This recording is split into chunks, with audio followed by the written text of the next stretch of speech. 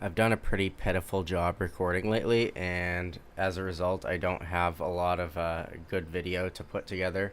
So I'm just going to give you a couple tips that I've learned from the last few weeks worth of working on the 240. I figured this is like the most important information I could extract from it.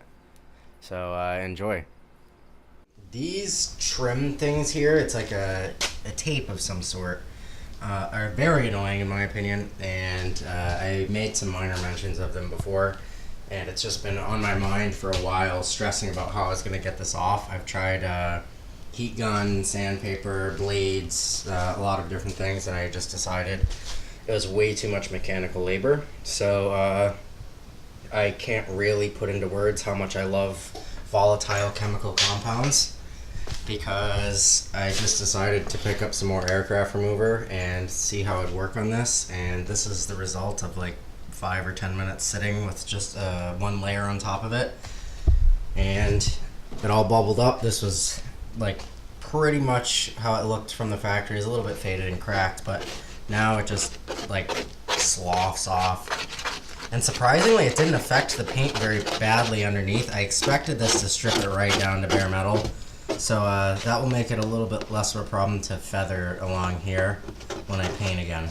But I'm just very happy to be able to get this off, because this was going to be a super pain, especially up here near this little seam.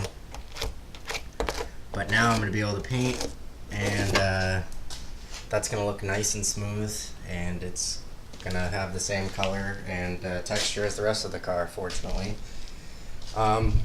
I just changed my fuel filter down here too. That was a super pain. I can't really show you, but it was one of these old style ones.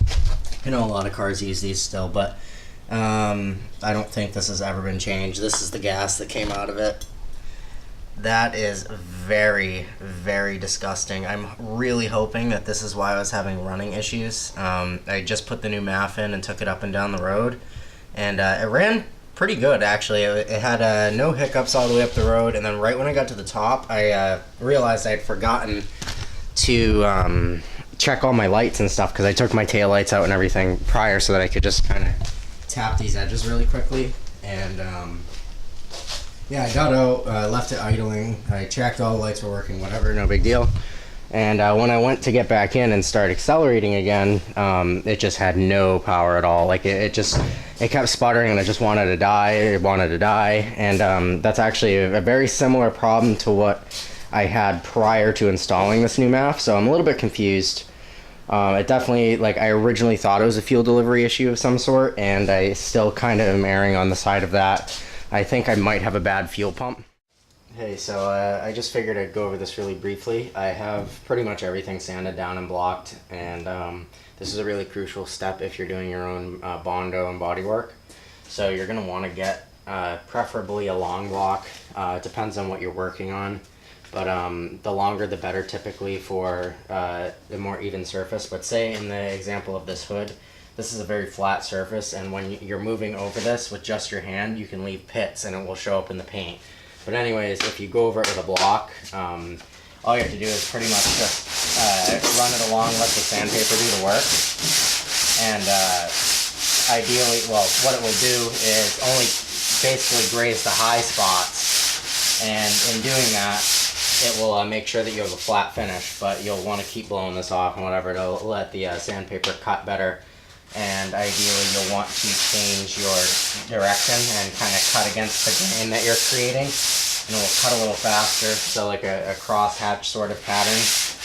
But that's the basic idea behind it, and you'll want to definitely do that if you want good body work. In a lot of smaller cases, like really small dents like right here, you won't even need a block. Well, you'd need a smaller one that you can get at Walmart or something that's around this size, or a DA itself will be big enough to cover that. But just a quick tip for sanding generally, that's extremely big, and a lot of people don't do it or have the materials for it, but you pretty much need that if you want to take it seriously.